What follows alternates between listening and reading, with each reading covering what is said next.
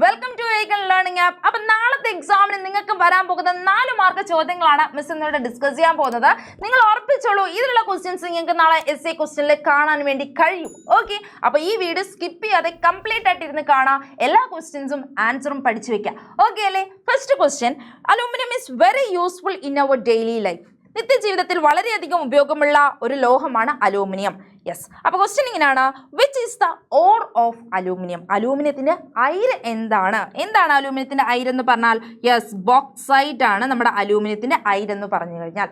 And രണ്ടാമത്തെ question, which is the solution used to concentrate aluminium ore? Aluminium അയിരിനെ concentrate ചെയ്യാൻ, സാന്ദ്രീകരിക്കാൻ ഉപയോഗിക്കുന്ന ലായനി ഏതാണ്?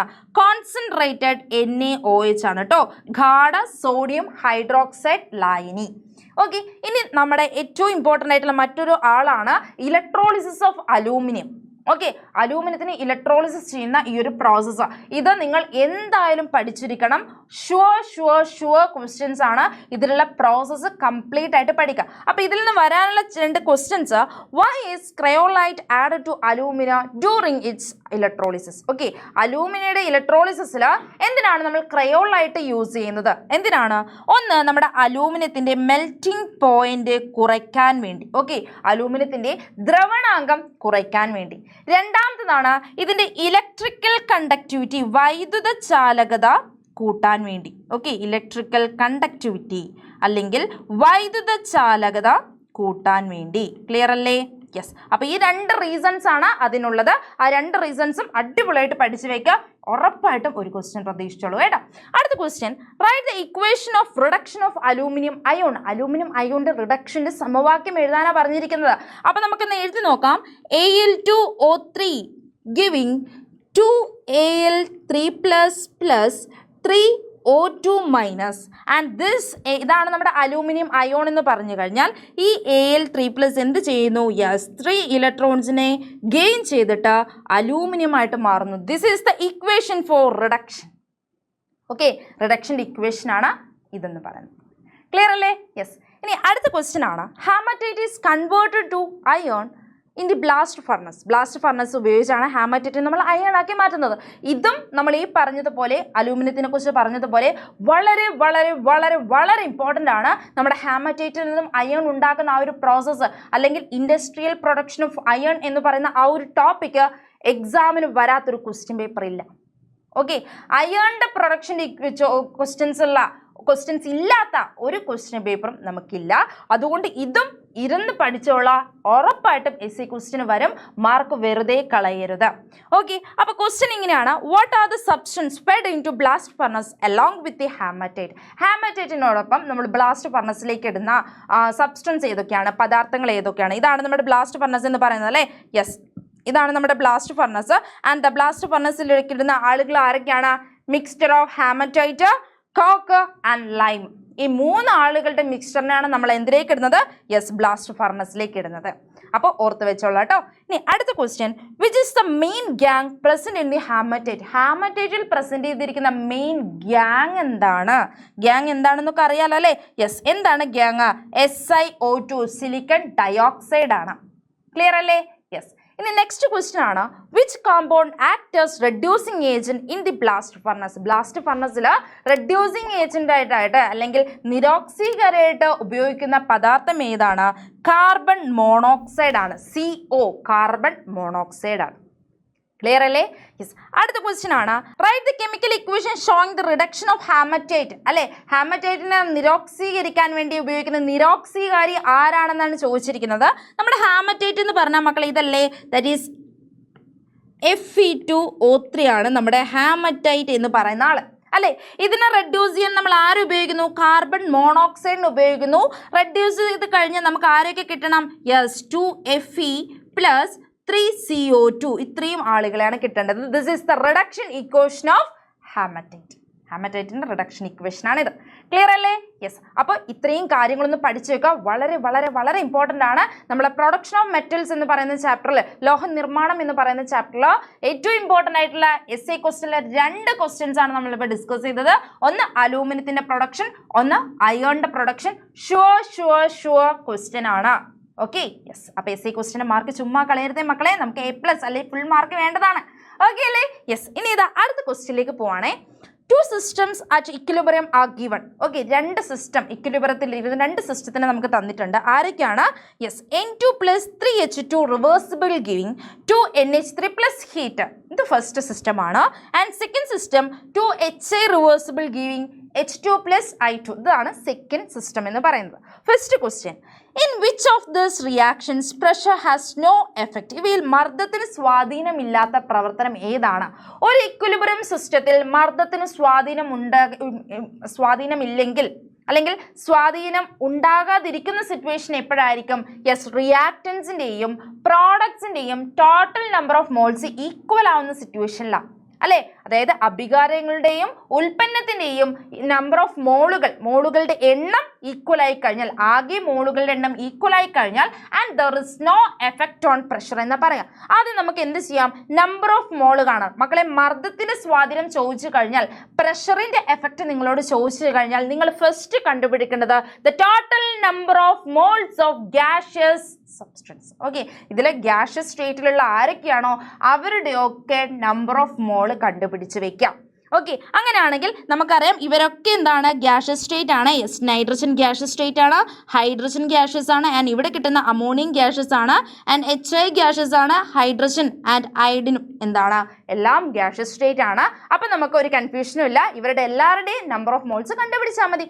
അപ്പം നോക്കിക്കോളൂ, N2 + 3H2 ആണ്. നമ്മുടെ നമ്പർ ഓഫ് മോൾ എങ്ങനെയാണ് കണ്ടുപിടിക്കുക? N2ന്റെ ഫ്രണ്ടിൽ, അതായത് സ്റ്റോഷിയോമെട്രിക് കോഎഫിഷ്യന്റ് എങ്ങനെയാണെന്ന് നോക്കാം. N2, അതായത് 1 മോൾ N2 ആണ് അല്ലേ? 1 മോൾ N2 ആണ്.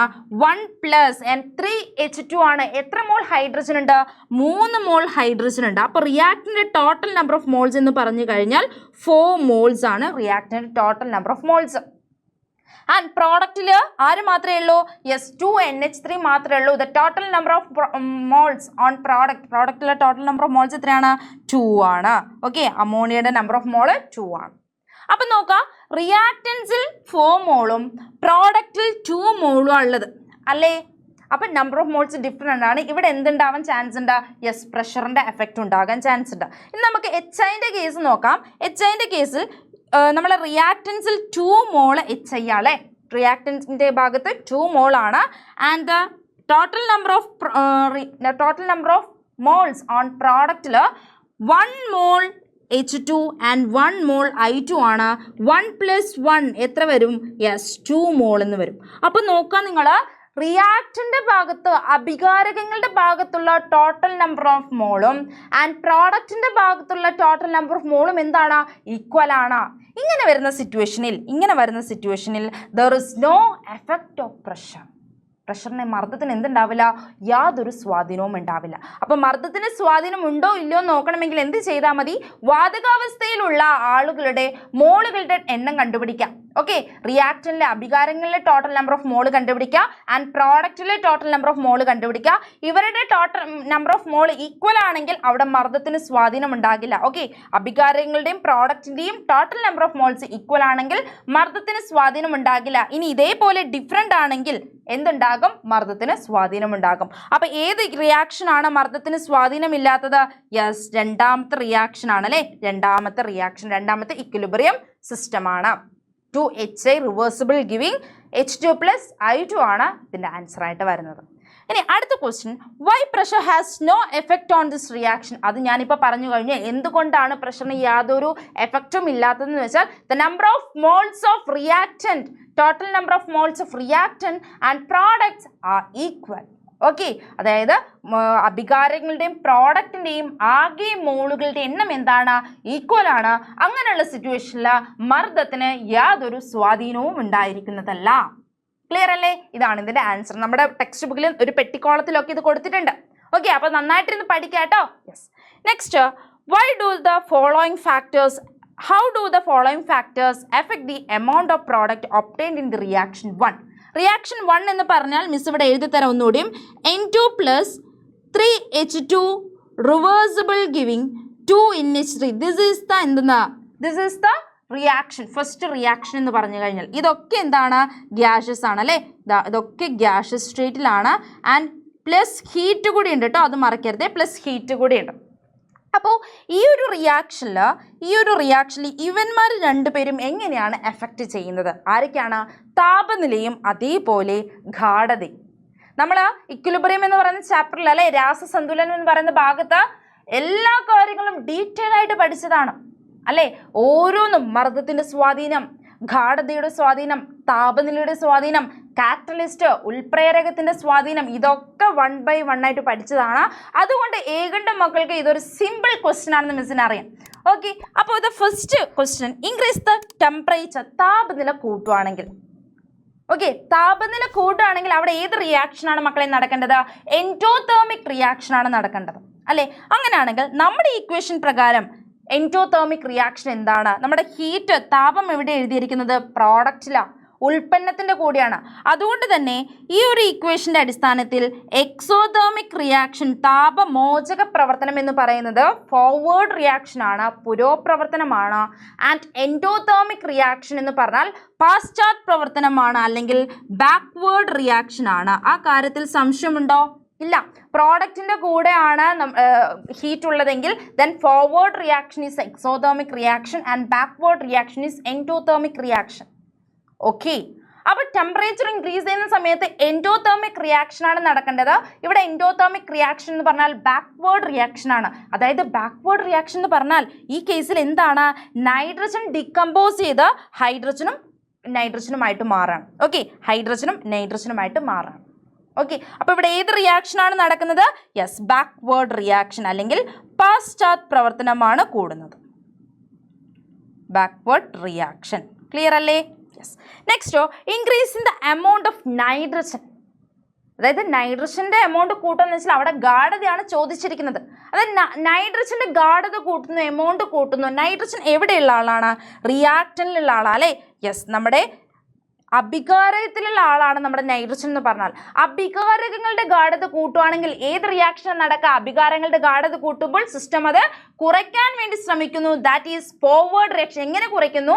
ഉൽപ്പന്നത്തിലേക്ക് കുറച്ച് എത്രത്തോളം ഗാഢത കൂടിയോ അത് ഉൽപ്പന്നത്തിലേക്ക് കൺവേർട്ട് ചെയ്തുകൊണ്ട്, പ്രോഡക്റ്റിലേക്ക് കൺവേർട്ട് ചെയ്തുകൊണ്ടാണ് നമ്മൾ ഗാഢത കുറയ്ക്കുന്നത്.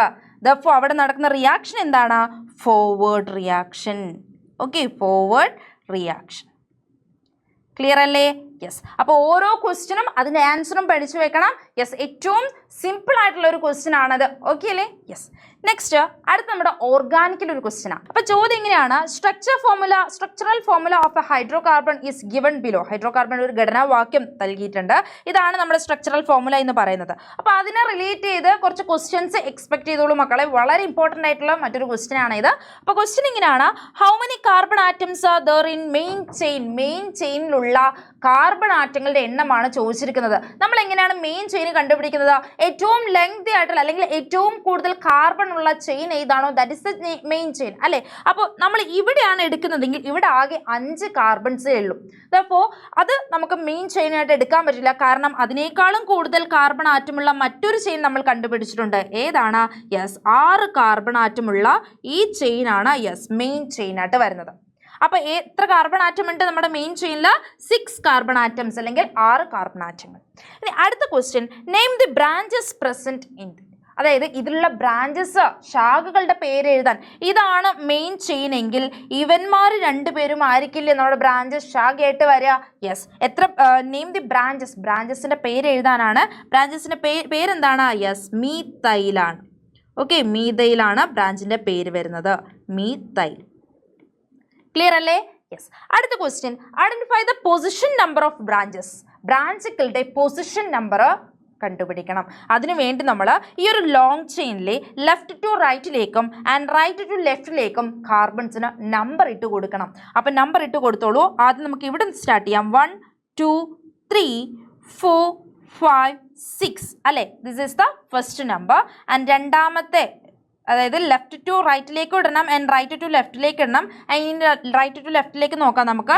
1 2 3 4 5 6. ഓക്കെ, അപ്പൊ കാർബൺസിന് നമ്പർ ഇട്ട് കൊടുത്തു. ഇവിടെ ഒന്നിൽ കൂടുതൽ ബ്രാഞ്ചസ് ഇല്ലേ മക്കളെ? ഒന്നിൽ കൂടുതൽ ബ്രാഞ്ചസ് ഉണ്ടാകുന്ന സമയത്ത് നമ്മൾ ആ രണ്ട് ബ്രാഞ്ചസിന്റെ പൊസിഷൻ നമ്പറിനെ സമ്മ് ചെയ്തിട്ട് അതിലുള്ള ലീസ്റ്റ് നമ്പറിനെ എടുക്കുക. നമ്മൾ ലെഫ്റ്റ് ടു റൈറ്റിലേക്ക് പോവുകയാണെങ്കിൽ 3ലും 4ലുമാണ് നമ്മുടെ ബ്രാഞ്ചസ് കിടക്കുന്നത്. ദാറ്റ് ഈസ് 3യും 4ഉം കൂടി ആഡ് ചെയ്ത് നമുക്ക് 8 എന്നാണ് കിട്ടുന്നത്. ഇനി റൈറ്റ് ടു ലെഫ്റ്റിലേക്ക് വരുന്ന സമയത്ത് 2ലും ആൻഡ് 4ലുമാണ് നമ്മുടെ ബ്രാഞ്ചസ് കിടക്കുന്നത്. ദപ്പോ 2 + 4 8 വരും. യെസ്, 6 എന്ന് വരും. അപ്പം ഇതിലുള്ള ലോവസ്റ്റ് നമ്പർ, ഇവരിൽ ലോവസ്റ്റ് നമ്പർ ഏതാണോ അതാണ് നമ്മുടെ മെയിൻ ചെയിൻ കാർബണിലുള്ള അല്ലെങ്കിൽ എന്താണ് നം പൊസിഷൻ ഓഫ് ബ്രാഞ്ചസ് എന്ന് പറയുന്നത്. ഓക്കെ, ലോവസ്റ്റ് നമ്പർ ആയിരിക്കും ബ്രാഞ്ചസിന്റെ പൊസിഷൻ ആയിട്ട് വരുന്നത്. അപ്പോൾ ഏതൊക്കെ പൊസിഷനിലാണ് കിടക്കുന്നത്? 2ലും 4ലുമാണ്. യെസ്, പൊസിഷൻ എഴുതിക്കോളൂ. 2 and 4. Okay, identify the position number of branches 2 and 4. Clear? And the last question ആണ്, write the IUPAC name of this compound. Compoundന്റെ IUPAC name എഴുതണം. IUPAC name എഴുതണമെങ്കിൽ ഫസ്റ്റ് നമ്മൾ പൊസിഷൻ ഓഫ് ബ്രാഞ്ചസ് ആൻഡ് ബ്രാഞ്ചിന്റെ നെയിമുമാണ് mention ചെയ്യേണ്ടത്. ആദ്യം നമുക്ക് ബ്രാഞ്ചസിന്റെ പൊസിഷൻ മെൻഷൻ ചെയ്യാം. 2, ഓക്കെ, പൊസിഷൻ ഇങ്ങനെയാണ് 2, 4. This is the position of branches. ഇനി നമ്മൾ എന്താണ് ബ്രാഞ്ചിന്റെ നെയിം എഴുതാൻ പോകുന്നത്. എത്ര ബ്രാഞ്ചുകളുണ്ട്? 2 ബ്രാഞ്ച് ഉണ്ട്. അപ്പോൾ നമ്മൾ ഡൈ എന്നാണ് 2 ബ്രാഞ്ചിനെ സൂചിപ്പിക്കുന്നത്. അപ്പോൾ നമ്പർ കഴിഞ്ഞ് അക്ഷരം ഒരു ലെറ്റർ വരുന്നത് കൊണ്ട് തന്നെ ഡൈ ഒരു ഹൈഫൺ ഇടുക ആൻഡ് ഡൈ എന്ന് എഴുതാം.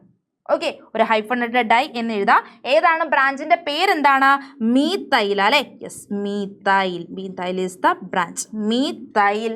ആൻഡ് ബ്രാഞ്ചിന്റെ പൊസിഷനും ബ്രാഞ്ചിന്റെ പേരും നമ്മൾ കാണിച്ചു. ഇനി നമുക്ക് ലോങ് ചെയിൻ ആണ് കാണിക്കാനുള്ളത്. ലോങ് ചെയിനിൽ എത്ര കാർബൺ ഉണ്ട്? 6 കാർബൺസ് ഉണ്ട്. എല്ലാം സിംഗിൾ ബോണ്ട് ആണ്. ആൽക്കെയിൻസിൽ പെട്ട ഒരു ബ്രാഞ്ച് ആണ് നമ്മുടേത്.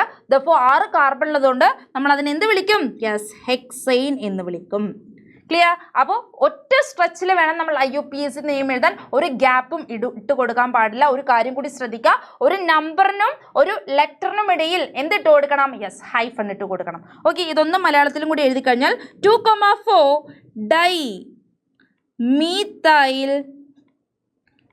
Methyl hexane. ഓക്കെ, ഇതാണ് നമ്മുടെ പേര്, IUPAC നെയിം. അപ്പോൾ ഇത്രയും കാര്യങ്ങളാണ് നമ്മുടെ essay ക്വസ്റ്റ്യൻ നിങ്ങൾ എക്സ്പെക്ട് ചെയ്യേണ്ടത്. അപ്പം നല്ല വൃത്തിയിൽ ഈ ക്വസ്റ്റ്യൻ ആൻഡ് ആൻസേഴ്സ് പഠിച്ചിട്ട് പോവുക. എസ്സിൽ 1 മാർക്ക് പോലും ഏകണ്ട മക്കള് നഷ്ടപ്പെടുത്താൻ പാടില്ല. ഓക്കെ അല്ലേ? യെസ്, നമുക്ക് വീണ്ടും കാണാം. അപ്പം ലൈവിൽ ജോയിൻ ചെയ്യണം കേട്ടോ. അപ്പോൾ ഇന്ന് രാത്രി നമുക്ക് ലൈവ് ഉണ്ട് ആൻഡ് നാളെ രാവിലെ 6 മണിക്കും നമുക്ക് ലൈവ് ഉണ്ട്. അപ്പോൾ കൃത്യസമയത്ത് നമ്മുടെ ലൈവിൽ ജോയിൻ ചെയ്യുക. രാത്രി 7 മണിക്ക് കൃത്യം എൻ്റെ എല്ലാ മക്കളും നമ്മുടെ ലൈവിൽ ജോയിൻ ചെയ്തിരിക്കണം. Okay, by.